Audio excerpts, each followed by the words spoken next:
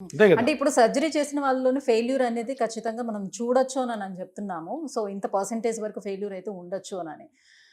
వెరాజ్ పీఆర్‌పీకి వచ్చేటప్పుడు దీంట్లో ఫెయిల్యూర్ అనేది ఏమి ఉండదా? ఫెయిల్యూర్ ఉంటుంది.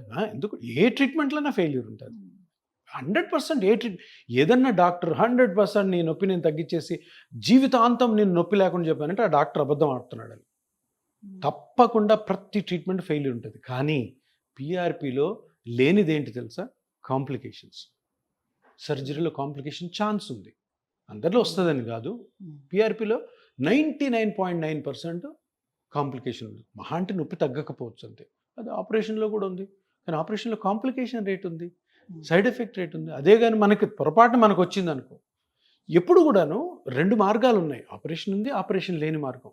ప్రతి ఆర్థోపెడిక్ రీసెర్చర్స్ చెప్పేది ఏంటి అంటే ఫస్ట్ నాన్ సర్జికల్ ట్రై చేయండి. తగ్గనప్పుడు వెళ్ళండి. మేమే పంపిస్తాము. ఇప్పుడు నా దగ్గరికి వస్తారు.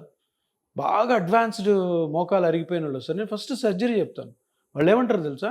సార్ సర్జరీ గురించి మాకు తెలుసు సార్. మీరు మాకు నొప్పి తగ్గించగలరా లేదా? ఒకటే మాట అంటారు.